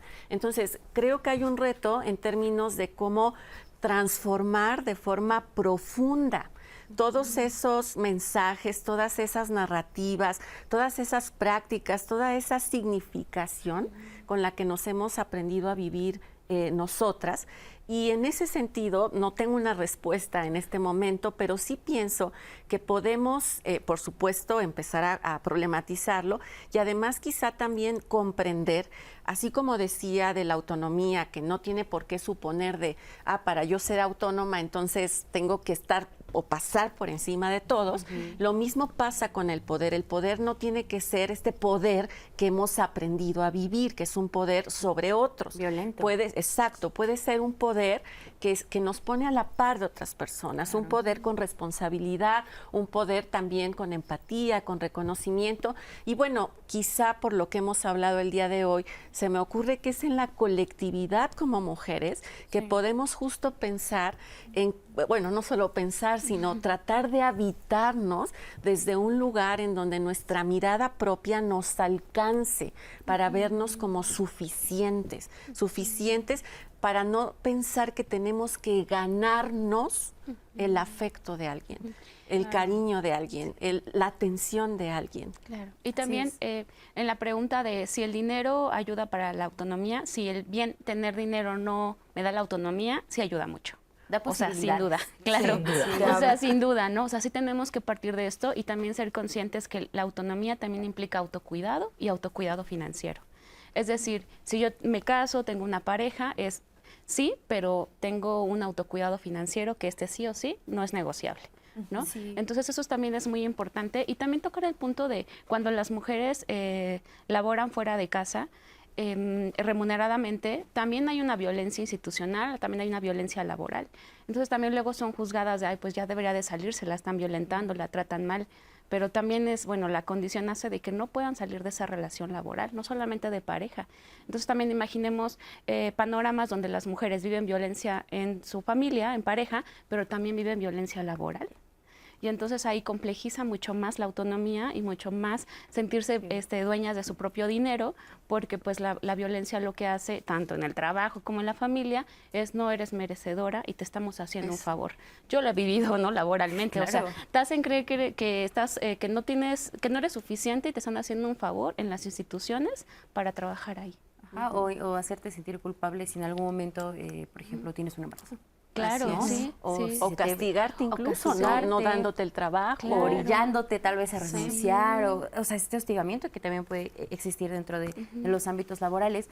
Y también mientras estudiaba y preparaba sobre este tema, y en específico de la autonomía económica, también pensaba como en esta presión que existe en nosotras las mujeres contemporáneas, porque por un lado es de, claro, trabaja, desarróllate profesionalmente, pero cuando llegues a tu casa también te toca lavar trastes, también te toca cuidar, también te toca acostar a los niños, o sea, esta doble, triple jornada de la que se habla y que es uno de los grandes pendientes que existen y por eso tenemos que seguir hablando de estos temas. Yo ahí en esos 5 minutos que luego tengo de pensar así, digo, qué interesante que vamos avanzando en tecnología, en cuestiones de inteligencia artificial y de pronto ves que en Japón crearon un robot que incluso puede hacer de las veces, por cierto, un robot mujer o feminizado, que puede hacer las veces de compañía de un sujeto varón, que puede servir incluso, estaban haciendo un prototipo para hacer bailadora de tubo, de ¿no? table dance. Exacto, table dance.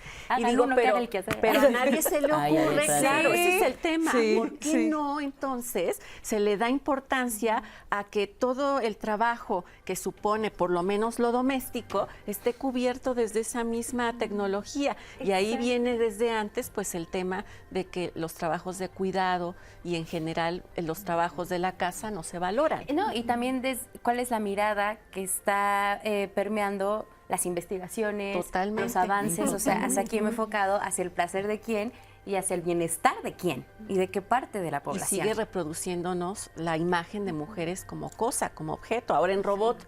Exacto, Ahora en robot. exacto, un Exacto. objeto de consumo porque pues Ahora en Alexa. así es. Vamos a ir a una pausa y regresando seguiremos platicando. Ya estamos en la recta final de este programa. Ya hemos hablado de la autonomía física, de la autonomía económica. Ahorita estamos hablando de la autonomía en cuanto a tomar decisiones. Y quiero dejar una idea sobre la mesa. ¿A qué nos referimos con que tenemos que ser rebeldes también? No se vayan, nos quedamos aquí.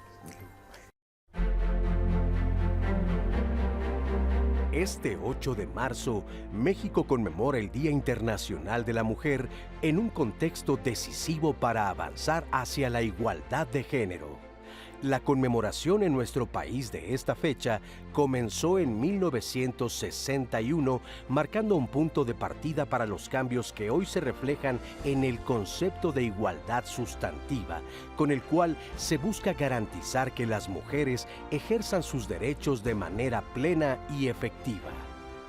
Esta determinación implica eliminar la discriminación y transformar las condiciones que limitan el acceso equitativo a las oportunidades. En diciembre pasado, el Gobierno de México impulsó reformas constitucionales que prohíben la brecha salarial de género, garantizan el derecho a una vida libre de violencia, al fortalecer la seguridad pública y el sistema judicial en pro de las mujeres. El 8 de marzo ya no es una fecha de gestos simbólicos o celebraciones superficiales. Las marchas multitudinarias, las voces de los colectivos feministas y las acciones concretas del gobierno han dado forma a un movimiento transformador. Este día se ha convertido en un llamado a la acción femenil, un recordatorio de la lucha constante por la justicia, la equidad y un mundo libre de violencia de género.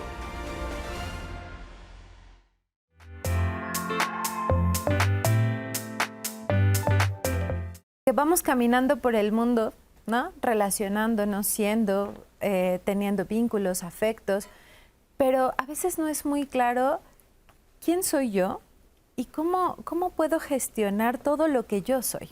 Yo puedo ser independiente en el sentido de pensar que tengo un trabajo, tengo una remuneración económica, quizá en casa tomo decisiones, pero el tema de la autonomía supone si realmente esas decisiones que yo puedo tomar traspasan esas paredes de mi propia realidad. ¿Qué tan autónomas somos las mujeres en este momento?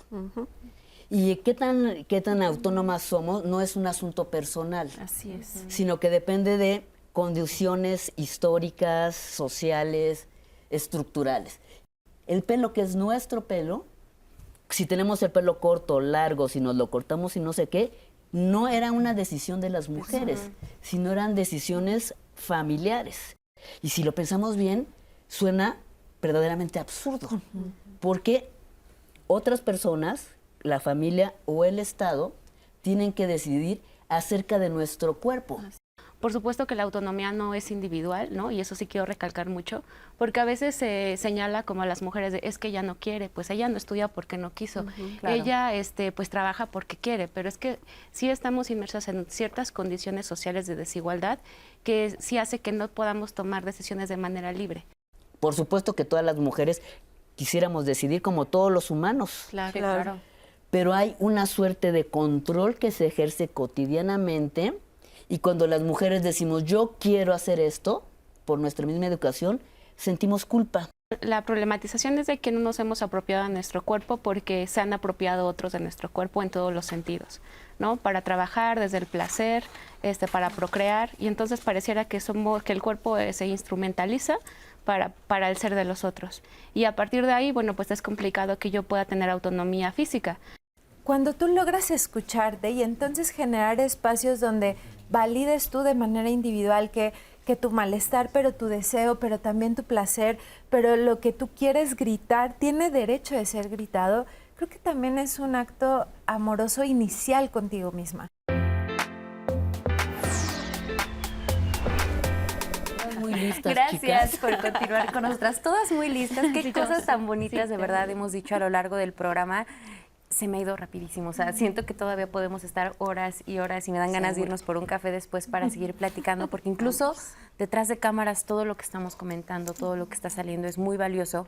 Y antes de ir a la pausa, antes de que viéramos la efeméride a propósito de mañana, el 8 de marzo, el Día Internacional de la Mujer, y de la importancia también de ver esta evolución histórica de este proceso que se ha vivido no solamente en México, sino en el mundo, es también retomar uno de los mensajes que nos decían en una de las cápsulas, esta parte de cómo este proceso de crear nuestra autonomía, de consolidarla, lo pongo sobre la mesa y quiero que ustedes, las expertas, nos lo digan, es un proceso, pues sí, subversivo, es un proceso que no es de, oigan, please, ¿no? O sea, porfis, les pido de favor, ahí voy, no quiero incomodar a nadie. No, o sea, lo decía una de las entrevistadas, hay que ser rebeldes. Sí. ¿A qué nos referimos en esta rebeldía? Porque también es un tema muy polémico, o sea, también es un tema sobre el que muchas personas atacan la lucha que tenemos las mujeres o la construcción de nuestra autonomía, el que nos enojemos, el que nos mostremos rebeldes. Fíjense qué interesante es, porque rebelde significa romper el orden establecido en un sistema, que tiene que ver justamente con los movimientos revolucionarios ocurren porque la sociedad no está contenta con ese orden de cosas, ¿no?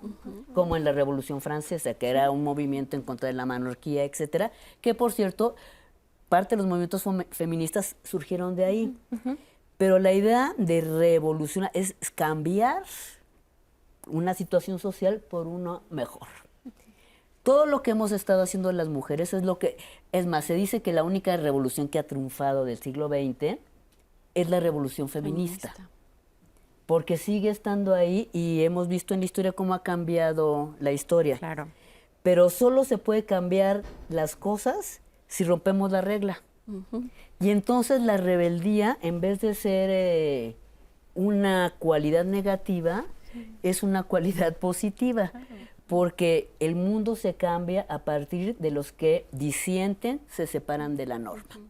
Y por supuesto que es un proceso muy chocante, porque si tu hijita te dice, pues me voy a la marcha mañana y no sé qué, por supuesto que nos entran todos los fantasmas del miedo, del control, de la violencia, y no, que no te pase nada y no sé qué. Pero tenemos que atrevernos a romper Nietzsche lo decía muy bonito, decía, todo el que quiere nacer tiene que romper un mundo.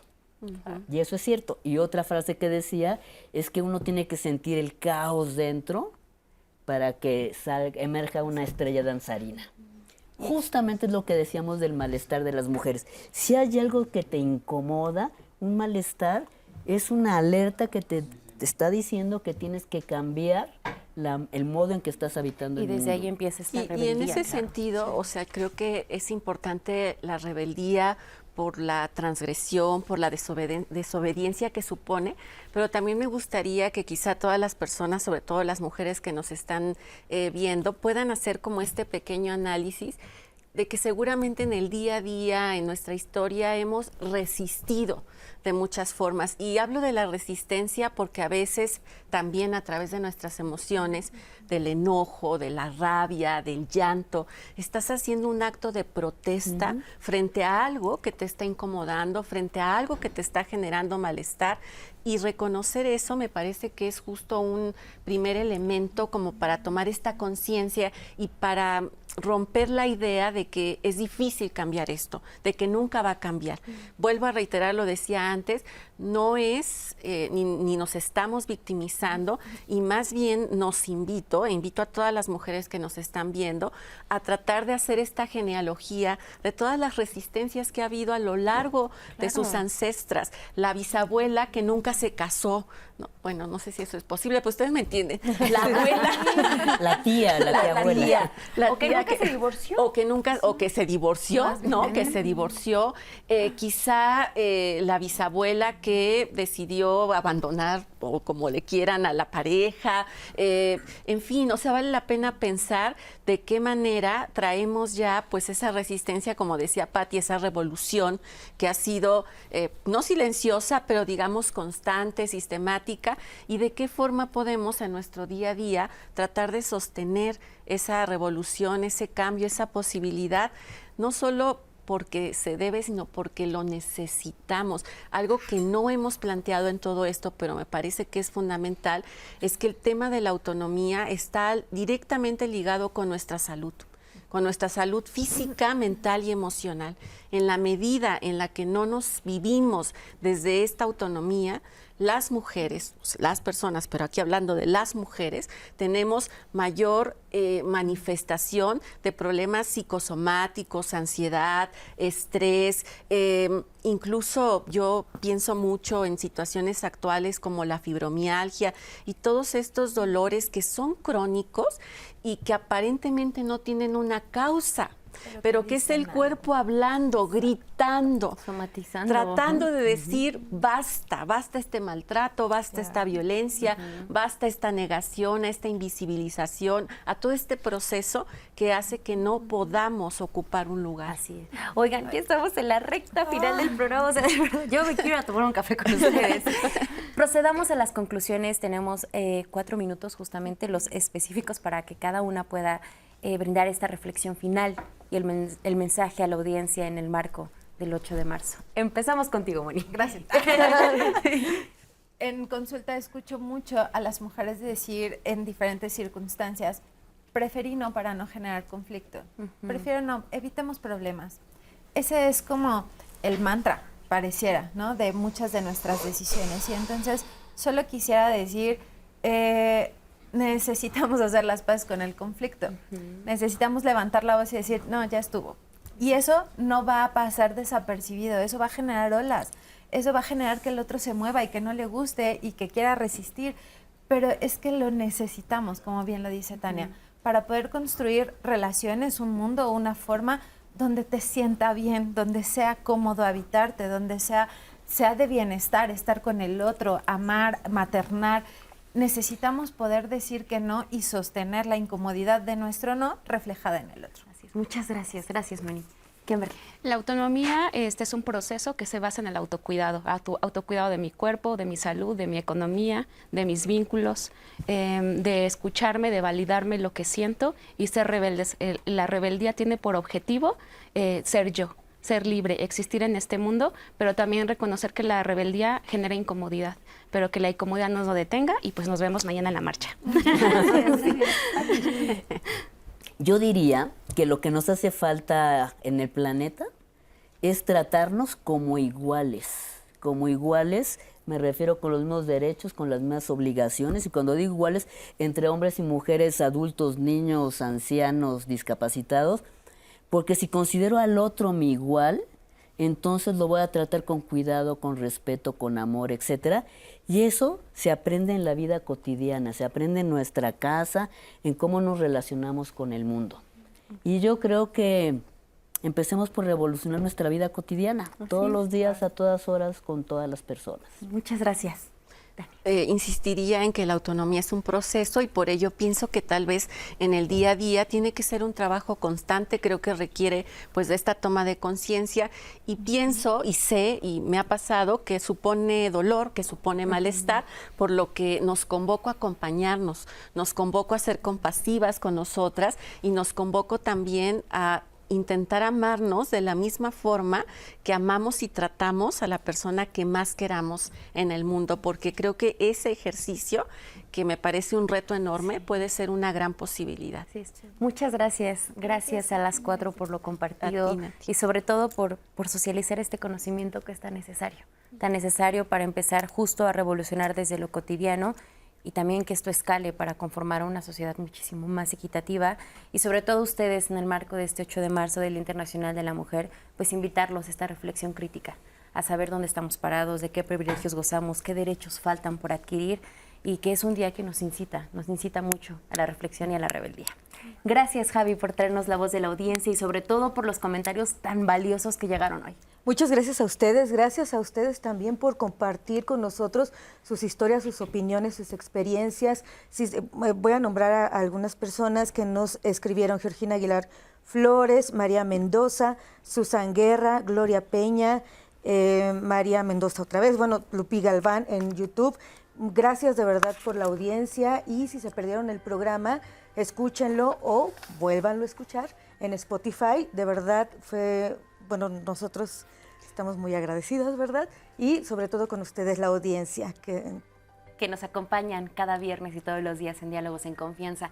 Que tengan un excelente fin de semana. Ahora es tiempo de teatro con Andrés Castuera, que nos trae las mejores recomendaciones de obras teatrales a las que ustedes pueden ir en los siguientes días. Les mando un abrazo, que tengan un excelente fin de semana.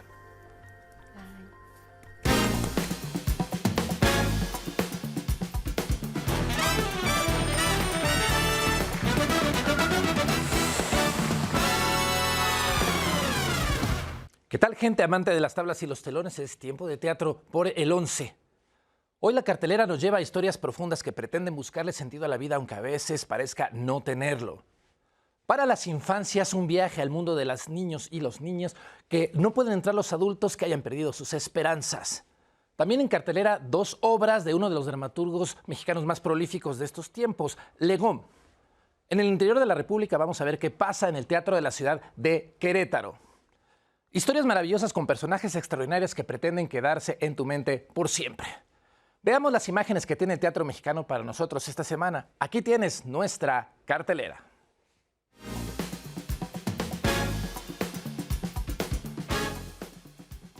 Hoy vamos a iniciar en el Teatro La Capilla en Coyoacán con una de las obras de Luis Enrique Gutiérrez Ortiz Monasterio, Legón, dirigida por Adrián Vázquez, Cosas Raras.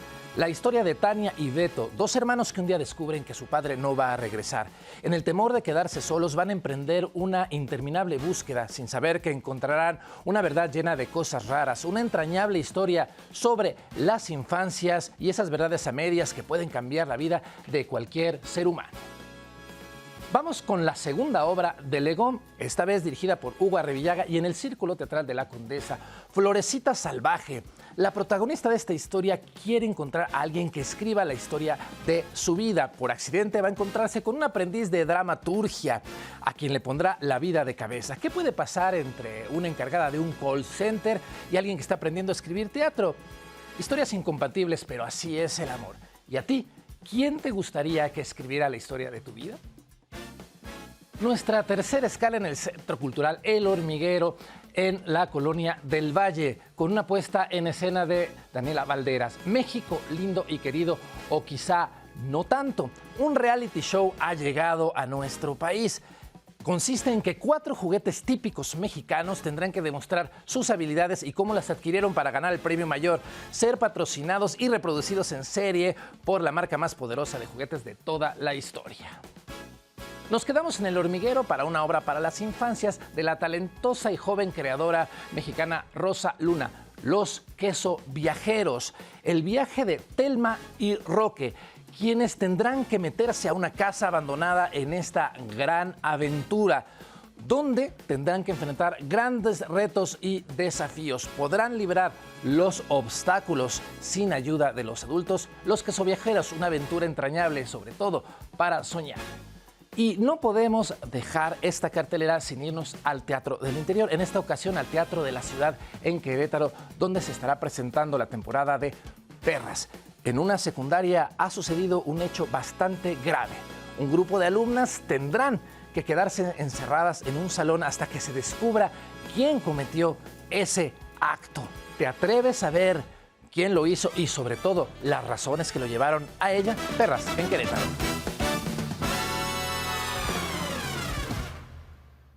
La oferta que tiene para ti el teatro mexicano no solo es amplia, sino diversa, poniendo sobre las tablas esos temas que en la actualidad nos duelen y nos preocupan, pero también aquellos que nos hacen seguir amando, seguir compartiendo y seguir soñando. Seguramente una de esas historias te está esperando a ti. Personajes que surgen de la inspiración de grandes creadores y creadoras mexicanos que también son materializados, pero que necesitan de ti para existir. ¿En verdad vas a dejarlos solos para que no puedan contar su historia? Hasta aquí nuestro tiempo de teatro. Nos vemos en la próxima emisión para seguir recorriendo el teatro mexicano como a ti te gusta verlo. Por el 11.